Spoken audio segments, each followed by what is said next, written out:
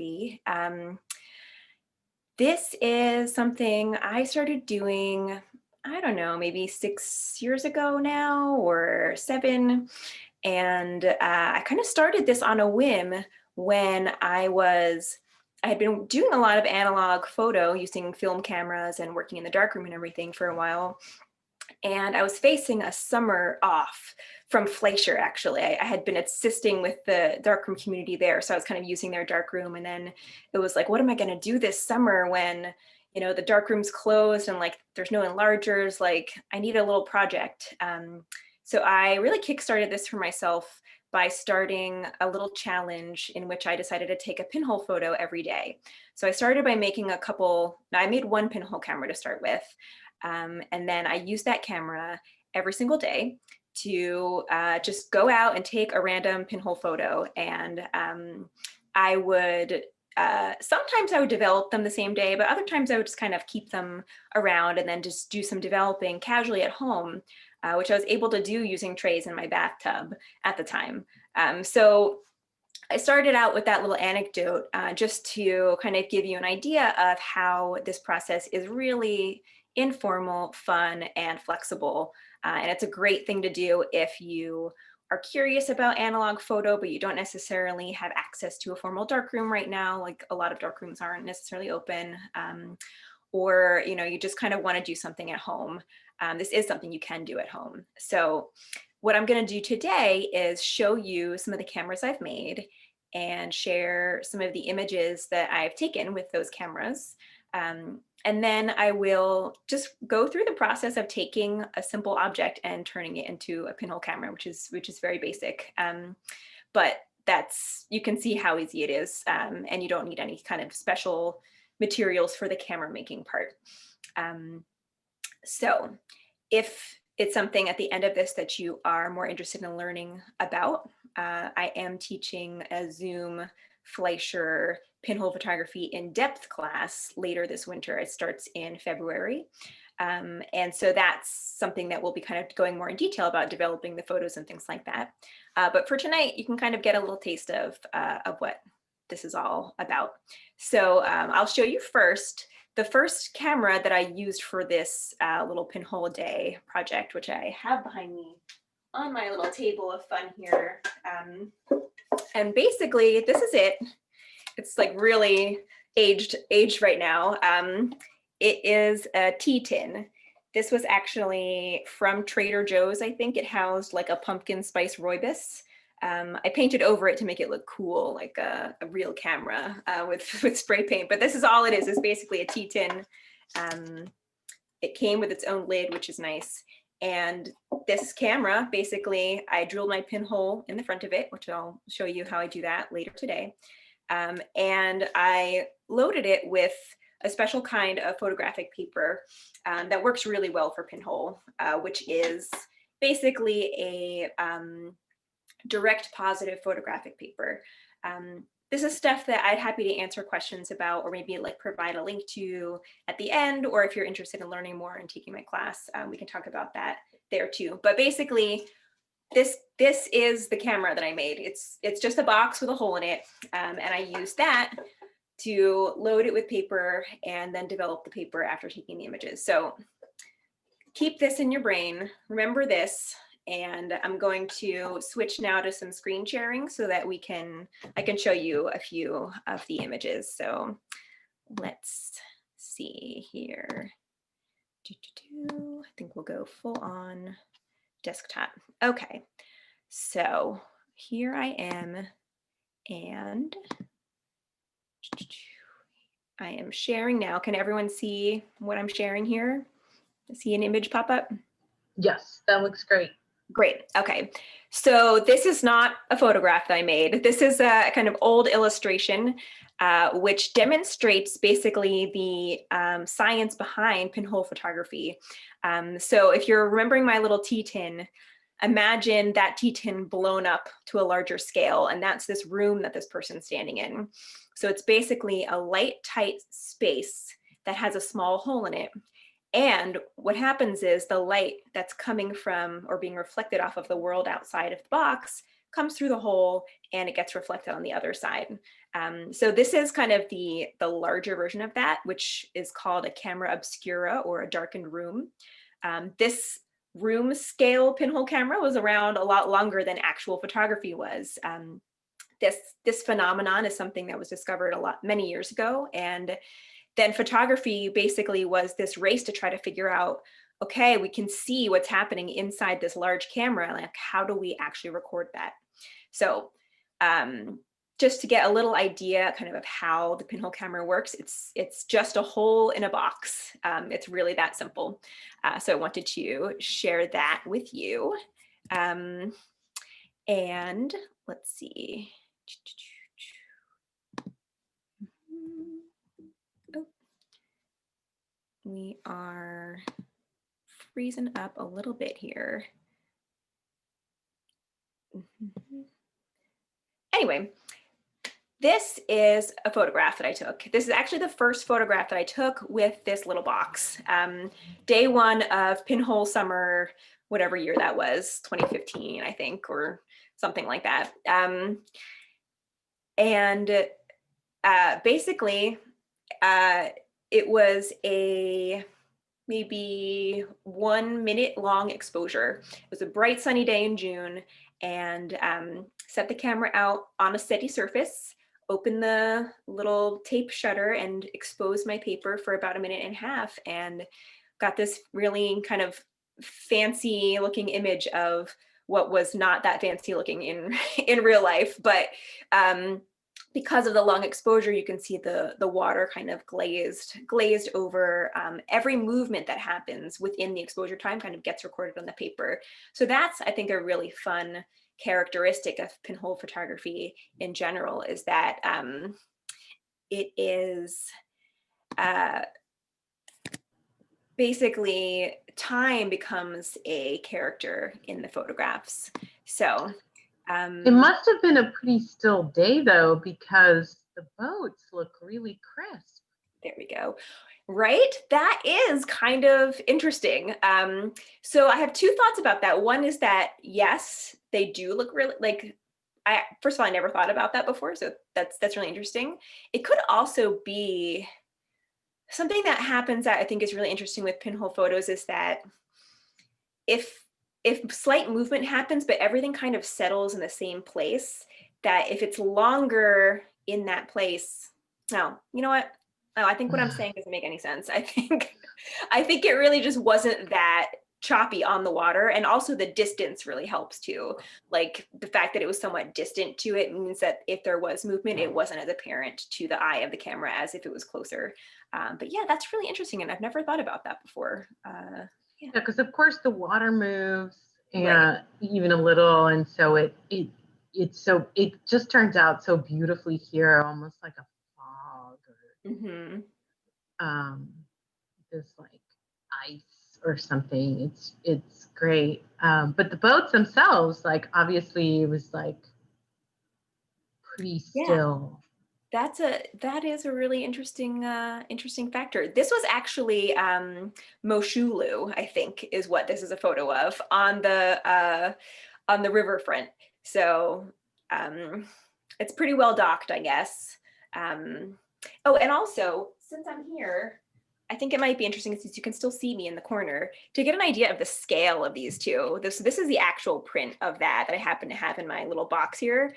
And it's small. Sometimes it's hard to tell when you're looking at pictures on a screen, but they kind of fit in your hand. And this was my tin, and basically I took the paper and I just wrapped around the edge of the tin, and this is the photo. It's original. There's no duplications. I've never made any duplications of it, so this is kind of as it was read directly into the camera and then developed.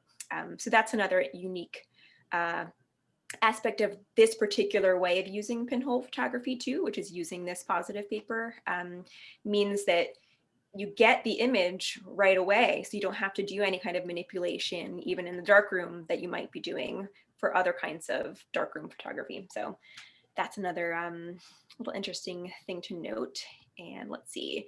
So it's almost like Polaroid. Yeah. I do liken it to Polaroid. It's like the closest you can get to instant in I think in analog photography. So here's another one. I happen to have this print too. This got some kind of weird chemical burn on it when I was developing it. So now that just lives in the image forever. But this is another one. This really shows off, I think, the distortion you can get from pinhole photography. It's interesting because if you size your pinhole, quote unquote, correctly, you'll get a very sharp image. So sometimes images I capture, I think they don't necessarily look like, as lo-fi as you might think a pinhole photography would be. So you see a lot of sharpness, but in this case, there's a lot of kind of circular distortion, and that's from where the paper was wrapped a little bit around the sides. So if I had wanted to cut paper to put flat on the back of my camera, you'd see an image that actually looks a lot more kind of true to the way that you'd see it with your eye. But this one has a little bit of distortion because of the way that the paper is wrapped. So this was also from that same summer of just randomly going out and taking photos. This is just around the corner from my house. And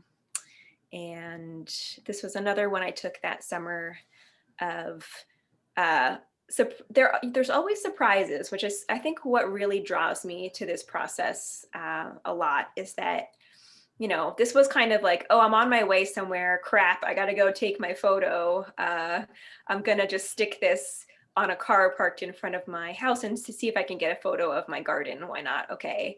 And so I did that, and I sat down to wait until it was done, right? This was a gray day. This was a 15-minute long exposure.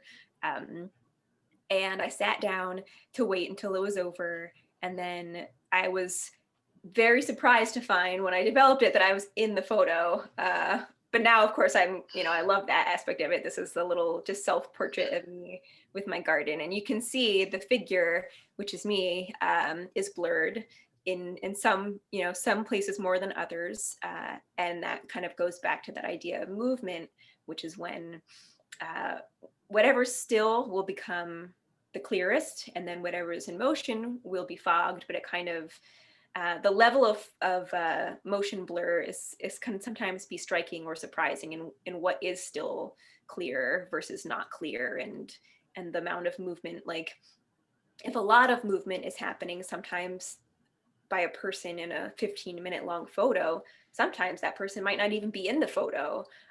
In this case, I am, because I was sitting relatively still for the exposure, but not necessarily trying to remain perfectly still. So had kind of an interesting effect. And this was again taken with this little trusty tea tin camera. I think I have one more from that camera. This was a different set of project, or different area of focus. I did a 3-day participation in Art in the Open, which is a plein air arts festival that's put on every other year on the Schuylkill River. And I brought all of my pinhole cameras out at the time and just did a lot of pinhole photos by the Schuylkill River. So this was one of my favorites from that weekend. And it was taken with trusty tea tin. This exposure was 30 minutes long, which is crazy, right? But, just kind of set it down and set my timer, and then came back to check on it. This shows off also the kind of the characteristics of that camera, which is that like circular distortion. It was basically a head-on shot from underneath the bridge, but you can see a lot of distortion there. And then just the way that water gets rendered in a really long exposure like that, I find that so beautiful. So I really love kind of just looking at the water in this image, and then comparing it to the detail that came through from the architecture. So it kind of has an interesting, otherworldly feel in the water, but then the architecture renders pretty true. So that's another example. And I have another camera that I made, which is very similar in construction. This one is made out of a tin of Ivan's famous spiced wafers, which I left to show for itself. And again, it's just a tiny hole in the tin. It has a lid. I really like these metal cans because they are pretty close to being light tight, just as is, and they're very sturdy. You can kind of have them for years and years, or leave them out in the elements and then just wipe them off after. So I think I have a few images, or at least one. Oops, this one actually, I forgot. This was another one from the Schuylkill, shot with my little T10 camera that has a different sort of feel to it. This one feels more pinhole-ish, and you know. Alex, is that time at the Schuylkill the same time you had a camera Obscura tent? Time, actually, which I have some video from that to show as well. Okay. But no, this was 2 years before that. So this was just strictly tin cans and paper. But for this festival, I actually did all of my developing by the river as well. So I have this kind of light tight canister that I developed my images in. And so I learned that process to try to figure out how I could develop paper not in a darkroom for this event. But that's also something that I share in my class for anyone who wants to do stuff like this at home, but doesn't have a way to make, like, you know, a bathroom dark, or like a little closet or anything like that that they can work in. There are ways to actually develop in light. You know, if you use a special kind of canister, you can find them on eBay and such. So this was another one from that, using my little black tea tin. And then same event, but this is one from this camera. So this camera is really interesting because basically it's sized really nicely that I can take a 5x7 piece of paper and it sits perfectly flat against the back. So the photos end up sometimes looking very traditional. There's not a lot of distortion in the image circularly. I made the pinhole pretty well, so they actually look very sharp. So sometimes it's kind of like, what's the point of this? It just looks like a photo.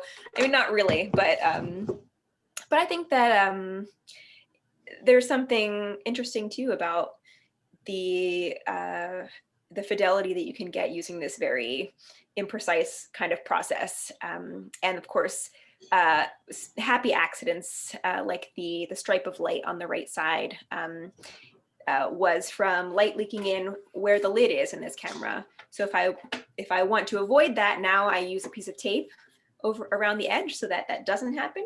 But sometimes it's really nice when things like that do happen. So these are the sorts of things that make kind of pinhole photography special, because you can't control it, you can't predict it. The more you try to predict it, the worse it's going to be, I think.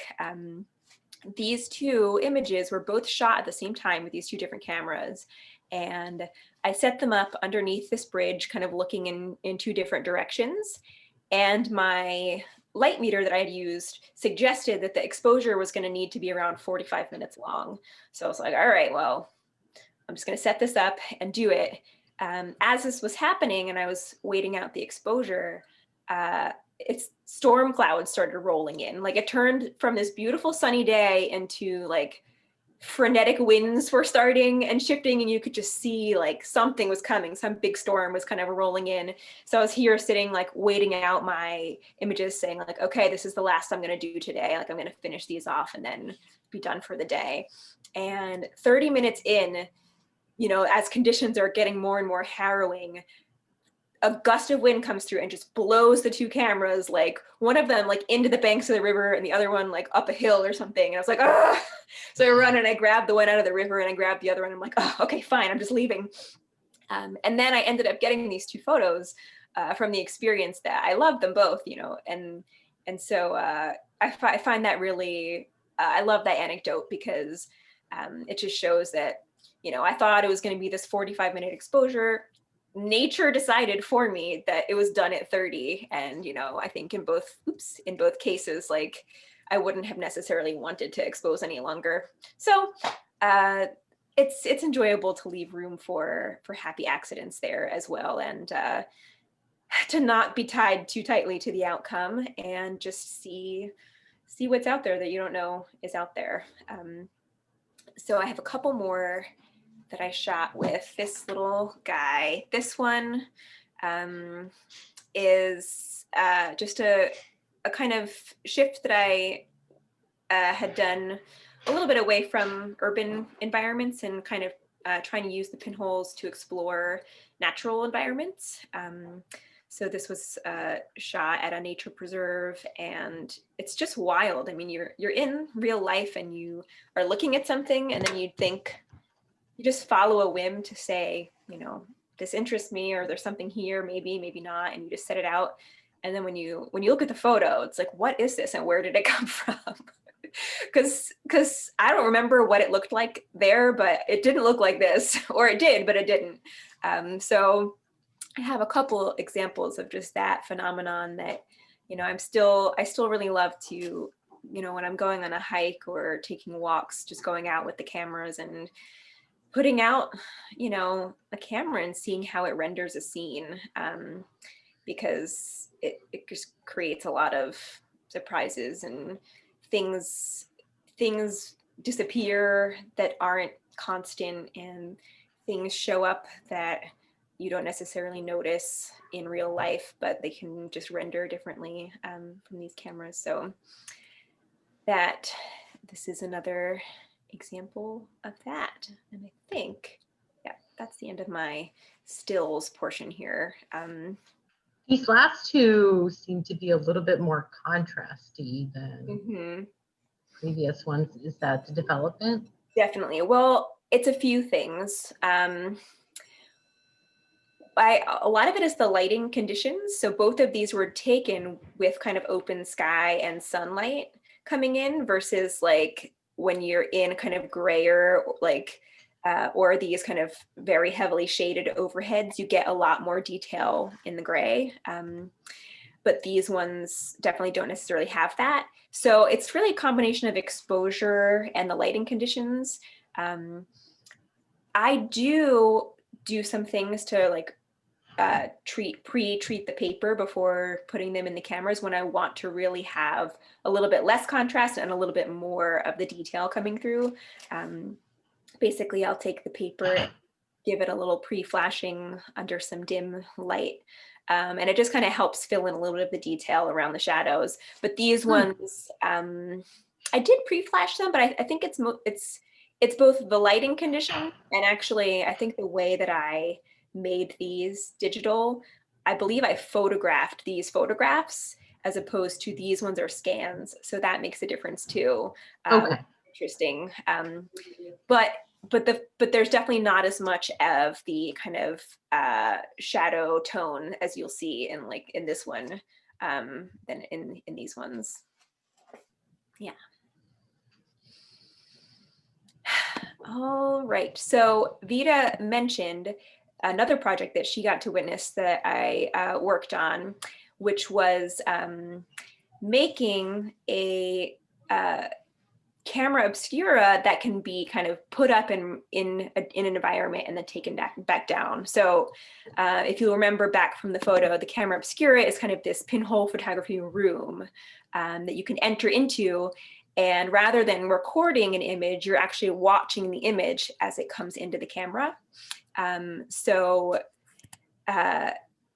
I have a video, 2 short videos that I'm going to play. Hopefully they will come through all right.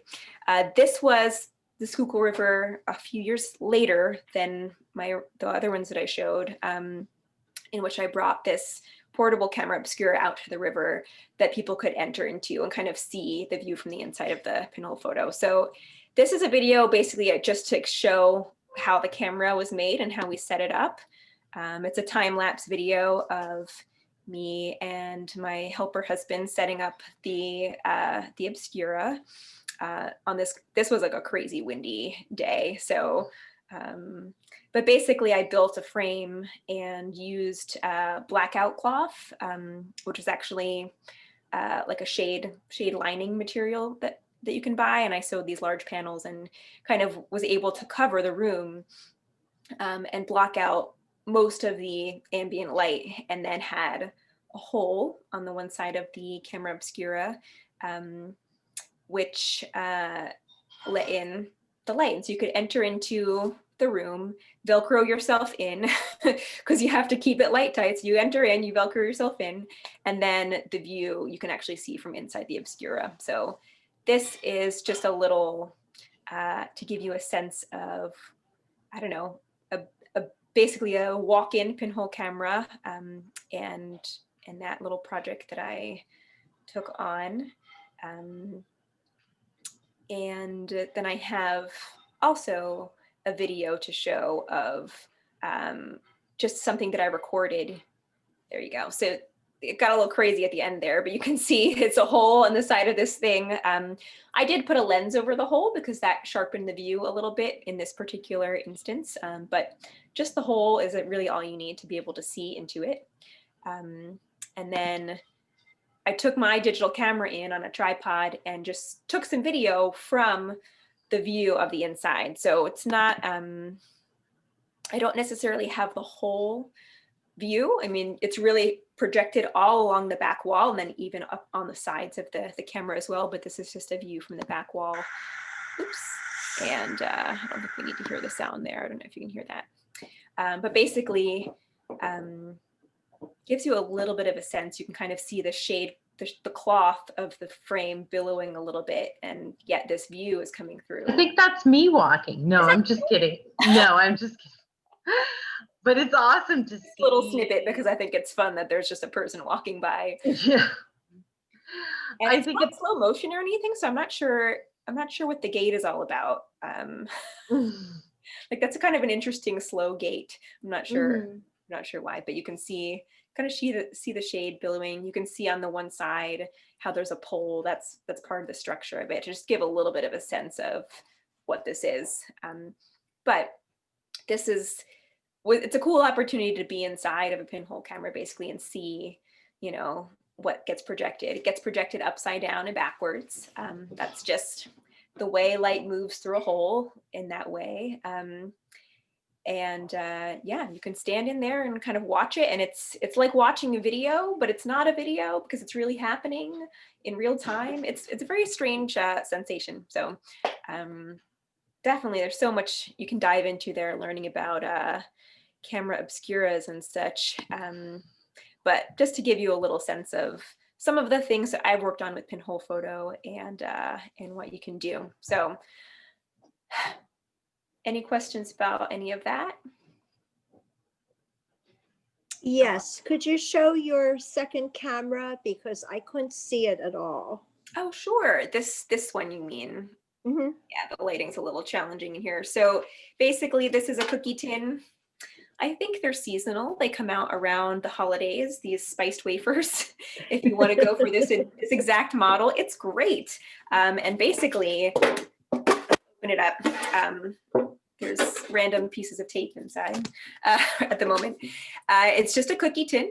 And this is where I pasted the pinhole over top. And it's very hard to see at this scale, but I will show you. I'll demonstrate basically exactly how I made this one. I have another container here. Alex, did you paint it black inside as well? Mm-hmm. So it's not necessary to do that. Basically, this is a good segue just into kind of the process behind doing it. I'm going to show you how I would make a camera out of this metal oatmeal tin. I happen to have a lot of these lying around because we eat a lot of oatmeal, and they're really great. They are metal through and through. The bottom got a little jacked up, but basically this is a light tight object in and of itself. So I'll show you a few objects so you can get a sense of some of the different kinds of things you can make them out of. I love these metal tins. I just respond to those, but you can also make them out of boxes. So this is one I made, I think, in a class I was teaching just as a demo.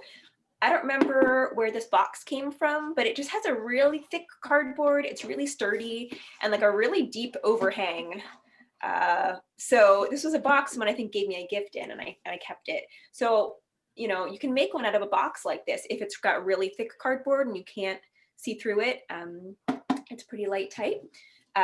So that's an option if you want to, you know, would want to do something like that.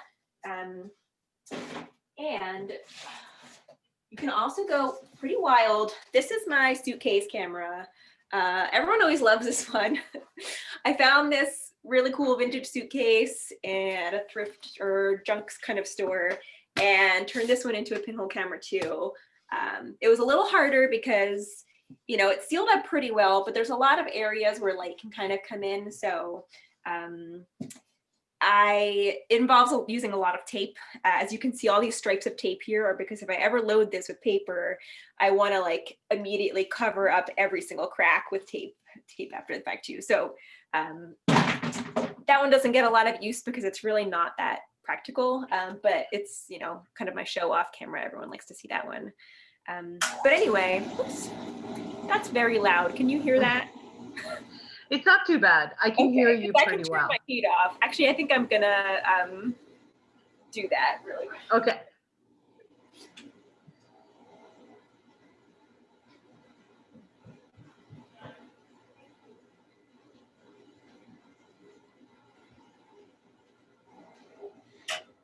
All right, sorry about that. So basically, the number one thing if you're looking for something to make a pinhole camera out of is you just want something that's easy to make, light tight. So these metal ones are great because this material light can't pass through. Cardboard, if it's really sturdy, is great. Like a shoe box or something you might think would be good, but that kind of cardboard is actually tends to let a bit of light in. So if you want to use that kind of box, you basically just have to take some extra kind of precautions to make sure the light doesn't come in. So the first step is really taking your container, whatever it is, and figuring out how to make it light tight. If you need to line a container with construction paper or fabric, I've had students who take like a really big box, it's maybe not super light tight, but they line the whole thing with black fabric. You could do something like that. For my camera, it's really already light tight. I just took some electrical tape and I taped around the bottom seam here because it was a little bit loose. Like you can kind of look in sometimes, put your eyes in and see, you know, can I see any light peeking in through some of the corners or things like that. So first step is kind of assessing to see how to make something light tight. If you've got seams or cracks or things you need to seal up, I really recommend using electrical tape. It's easy to find, it's cheaper, it's plastic, and this tape is light tight. You can't see through it, so it's great for doing things like sealing up cracks and such. You might try or think you could use something like black duct tape. Duct tape actually isn't light tight, so I do like to keep duct tape around sometimes just for handy things if I need to tape one of my cameras to a railing or something, but in terms of making a camera light tight, electrical tape is great. And then basically this one has a really nice deep lid that sits into it. So it kind of has like the lid already covered in terms of making it light tight. But if you have a container that needs to have a lid applied to it, or if you want to, you know, do something with a box where the lid, you know, doesn't quite meet there, again, using electrical tape is really great for just kind of sealing up all of those cracks. Then basically you have to basically get a pinhole into it. So if you're using something made of cardboard or something that's easy to cut out, rather than drilling directly into whatever you're doing, drilling the pinhole is kind of the only precise element of this. I like to use like a thick aluminum to drill my pinholes into. This one actually came from the oatmeal container. I like cut the top of this aluminum out of there. So that's another reason why I just think it's fun. That's kind of a one-shop deal. But I often will use a disposable pie plate or like a disposable casserole dish or something because it has this sort of thick aluminum that is easy to get a needle through, but it's not so thin it's going to fall apart. Some people will use like a cut up soda can, which is definitely doable. I just find that to be a little bit too hard to get like a really precise pin sized hole into. So if you have any like disposable pie plates or, you know, this foil lining that comes in, those kinds of metal oatmeal cans are great. So basically, let's see, I think I'm going to switch over here to demo, which I might have to spotlight, or maybe Vita, you can spotlight the demo cam. Great. Awesome. So if I am getting started, I have my can. Before drilling my pinhole, I want to get an opening into my can that I can put the pinhole over top of. So in this case, I have drilled a hole right here. It's about a quarter of an inch wide hole. If you had something that's made out of cardboard, you could use like a utility knife to cut a square out of or something. You just want to remove a little bit of your material so that you have something to put your more precise pinhole over top. So this is a drilled hole that's in my can. And I've got my aluminum here that I'm just going to cut off a little square.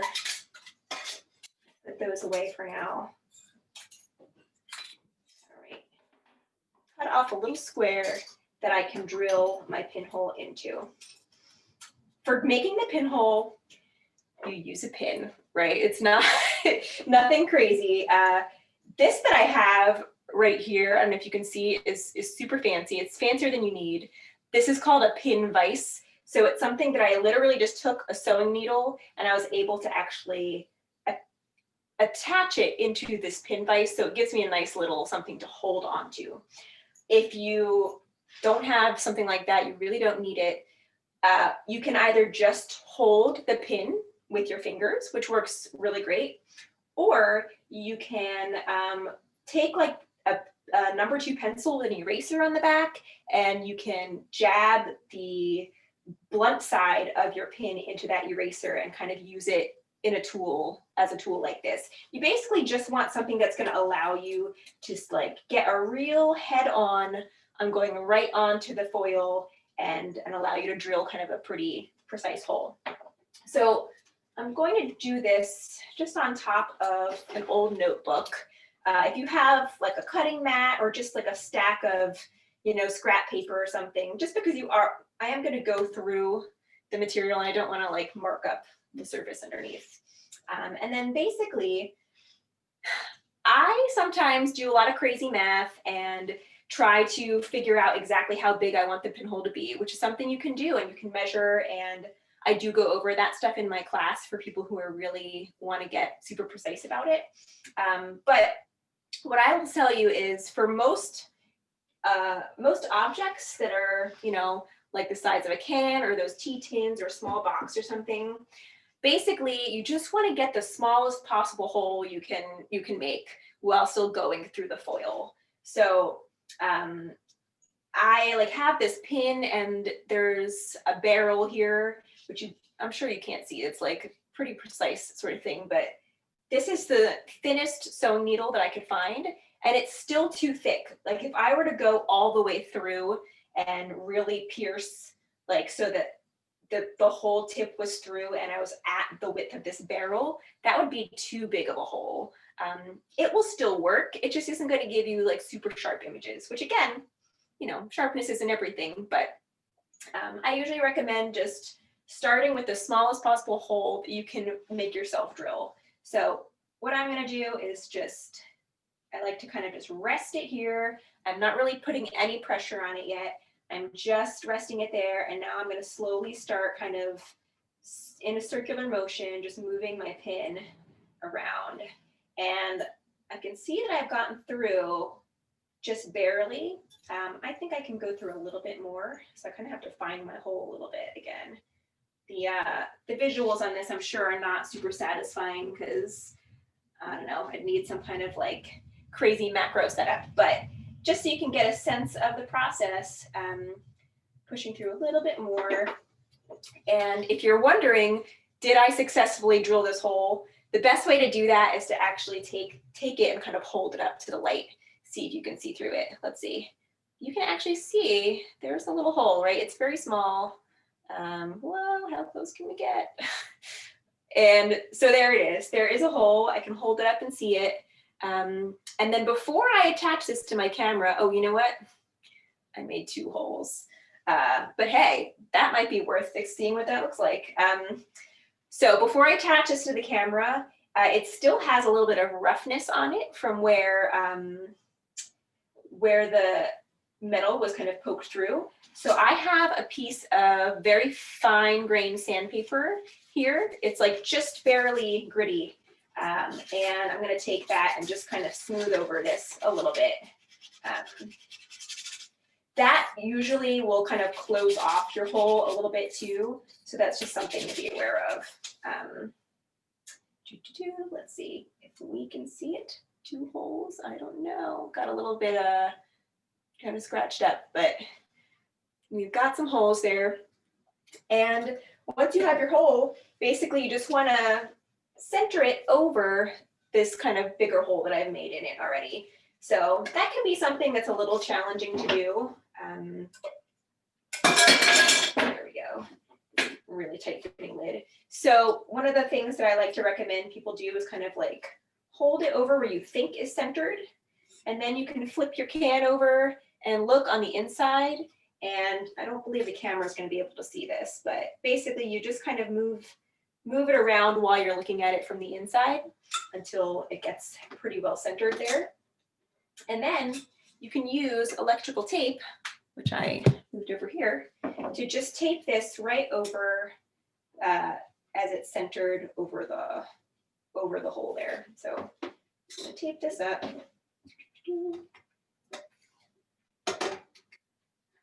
Alex, while you're taping, can you tell us what the difference is between how small versus how large the hole is, and just talk about the whole phenomenon of aperture? Yes, definitely. So the phenomenon of aperture, what's so magical about pinhole photography is that you can get a very, very sharp image, but basically the sharpness of your image is dependent directly on how large the hole is compared to how much distance there is between the hole and your paper or whatever it is that you have. So you can actually look up a mathematical formula that will tell you basically if you measure from where if you measure from here, this point where the hole is, to the back where your paper is going to be. In this camera, that's how I'm going to use it. I'm going to use this as the kind of lens, and then I'm going to put the paper just kind of curled around the back here. So that distance is called the focal length. And basically, you can use that formula. Once I tell the formula, okay, my focal length is 100 millimeters, let's say, it will say, all right, to have your sharpest image, you're going to want a hole that is 0.4 millimeters in diameter or something. So those are example numbers, but basically you can use the formula, or I always give my students charts that you can find readily available to know exactly how big you want that hole to be for the sharpest possible image. Now, the other factor that is at play with the size of your hole is the smaller the hole, the less light is going to come into your camera. The larger the hole, the more light is going to come into your camera. So, you know, these tiny holed cameras have very small apertures, and that's why these exposures have to be so long in order to render an image the way we're used to. So if you imagine a lens, you know, might have an opening that's like this big, and then you make an exposure that's, you know, half a second. Well, this one is so tiny, that's why it's going to take a lot more light to register your image. So those are kind of the two things you have to think about. What's nice is if you are being precise about what size your pinhole is going to be, it also will then tell you what the aperture of your camera is. So if you are familiar with using a light meter to take metered exposures like you would with a film camera, then you can actually use a light meter to figure out what your starting exposure might be for your pinhole camera, which is something that I do too. So did that answer a little bit, kind of give a little bit there? I mean, you can really go in deep And I do try to offer, both the charts for my students as well as some ideas about how to measure the pinhole that you've created. So different people have different levels of precision that they kind of want to go for. So if you're like really into precision, after drilling your pinhole, you might scan it next to a ruler or something so that you could blow up the scan really big and see just how wide my pinhole is and is it the right number for the distance and things like that. Or you can just, see what happens when you just wing it, which is actually the cameras I made. I did a little bit of measuring, but I never went back and measured anything. I just was like, okay, I like this one. No, okay, I've had other cameras that I didn't do as good a job with the pinhole and I didn't like it. So I was like, no, I'm not gonna use that one. So you don't have to go super precise, but you can. So before I shut my camera up, one more thing I wanna show you is to make a little shutter, right? So this is currently, if I put the lid on here, this is a live, the hole is open. So this is basically a pinhole camera right now, recording image if anything was back there. So it's nice to have a shutter on it so that you can basically keep it, in non-exposure mode. And then when you're ready to expose, you can just pull open your shutter. So for that, what I do is I take just a little piece of tape and make a tab on the corner by folding the tape over on itself, just so I have a little something not sticky. And I put my tape right over the hole. And then when it's currently shut, when I'm ready to expose, I can use my little tab to just pull back the tape, expose my image, and then put the tape back on when I am done. So I'm going to, I think, switch back to being me now. I don't know if we need to do some re-spotlighting or not. Something I forgot to mention that you had asked about is about painting the inside of the camera. So that's not necessary at all, actually, for making it light tight. I like to do it for these metallic cameras because if I don't, then when the light comes in the hole, it's actually going to kind of bounce around a little bit on the inside of the metal and get reflected into different areas of the image. So whenever I'm doing something that has a metallic inside, I use just simple matte black spray paint. And I'll just take it outside before I put the pinhole on, just so it doesn't gum up the pinhole. I just take it outside and kind of spray out the inside with as fine a coat of matte black spray paint as I can possibly do, let it dry and everything, and then put the pinhole on. And that will help just prevent it from getting like light sort of streaks on the inside, which again, sometimes those streaks can be really interesting, seeing what's happening. Strange artifacts can really influence your image. So it's not something you have to do. I like to do it just because, I don't know, it kind of makes the whole thing truly like a dead zone so that the light is only going to come through the hole and kind of land on the back there. So for this camera, I would call myself done after this point. If I had something with a lid that wasn't so extremely light tight, I would probably make myself a little string of tape. As you can see here, I reuse them quite a lot. And then after I loaded it with whatever I was going to load it with, would probably cover the seam at the top with the string of electrical tape, just to make sure that no light is able to get into any of the seams.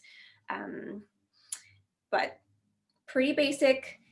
Drill in the pinhole, just those tips in terms of like sanding, trying to get it like just through the metal as little as you can, and taking your time and being a little bit precise to try to get a nice circular hole is a nice way to kind of get a little bit more fidelity into your images if you're interested in that. Awesome. Wow. Something I will talk a little bit about, not too much about, is what to put in the pinhole camera, right? So this isn't necessarily a long enough format to go into things like loading, exposing, and developing, but I'll explain, or I'll show you. Let's see. The product that I was telling you about that I really like to use is Ilford Harmon's Direct Positive paper. It is a photographic paper. They basically make this knowing that people who do pinhole photography that's kind of the target market. And it's a light sensitive paper that is not a negative paper. So traditionally in the darkroom, you have your negatives. And so whatever paper you're making your print on is also going to become a negative so that you can end up with a positive image. But this is a reversed paper, essentially. So if I were going to load this up, I would take my paper. This paper, being light sensitive, you can't just bring it out in the middle of the day or the middle of your basement with your bright lights on and go to town. So you have to do this in a light safe environment. This paper in particular is more sensitive than some other darkroom papers, so it really needs a deep red safe light. So if you have, you know, a closet and you can get a little bulb or something, you could do it that way. I like to either just do it in complete darkness, or I have kind of a portable solution, which is a changing bag. So this is basically something you can put your arms into. Has 2 armholes. Where are you? You put your arms in, sit at a tabletop, and you can bring all of your materials in, and it kind of creates this temporary darkness. So that's really handy for doing stuff like this at home, or even if you do it in the field and you want to be able to like load this in the field. Or you can just kind of tuck yourself into a dark closet and put a scarf under the crack or something and go sit in your closet and load it that way. So that is one option. Traditional photo paper is an option. You can also load film into these too. That's the most expensive option. Large format film is still made. So for instance, this is a 4x5 piece of paper. You can get 4x5 film and load that into these cameras as well, which I have done. And then you get a negative you can develop onto paper, or however you want to use that too. So those are some options. It does get a little, you know, when you're starting to figure out, okay, I need a little light safe, you know, light sensitive place to use. And so it becomes a little bit of a learning curve, just figuring out your space and where you want to do things. But I've done things so many ways in different houses, where I've used the dark closet, or I've used the changing bag, or, you know, sometimes I would just wait until it's dark and I'll go in my basement with the lights off, and maybe a little bit of street lamp is sort of coming through the windows, but it's not really a big deal if I'm in darkness. So there's a lot of ways to do that, you know, from a home environment that you can figure out for your space. Awesome. Wow. Well, Alex, we're right at 7:30. Are there any other questions for Alex? Thank you so much. This was so interesting. You talked a little bit about earlier how there was a few photos that were more contrasted and then some that weren't. And I like spaced out while you were saying why they looked so different. Would you be able to like just repeat that real quick? Sure, yeah. So there's a few factors.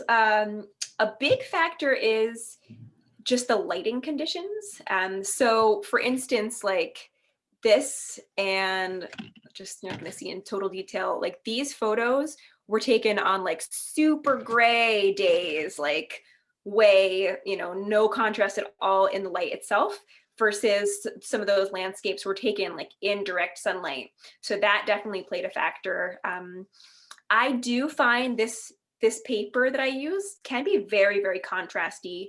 And if I'm going to be using it not on a super duper duper gray day, I actually will kind of pre-flash the paper just with a super small amount of light before using it. And that does help open up the shadows a little bit. It's kind of like an advanced technique for using the paper. Also, the examples I showed were digitized in different ways. So the flatter ones were scanned versus the two that were had a little more contrast, and then were actually photos of photos. So they just like popped a little bit more than the scans did for whatever reason too. So thank you. Thanks. Thank you so much. Sure. Very cool, Alex. This is so great. Thank you. And Alex, of course, teaches pinhole camera workshops at Fleisher. So if you're interested, do look out for those coming up. Hopefully we can have some in person so we can actually develop them in our dark room, which Fleisher still has, which was, I think, the last community dark room other than Halide Project, but have they opened? No, not yet. They're still under construction, and also I think the timeline is just slowed because it's a strange time to be opening a new community space. So Totally. Yeah. Cool. Well, Alex, thank you so much. This was so great. And thank you everyone for joining us tonight. We have a recording of this. We'll make it public. And if you're interested in reviewing some of the things Alex went over. But thanks again for being here. Thank you, Alex. This was so great. yeah. And have a safe and awesome night, everyone. Thanks, Alex. Take care.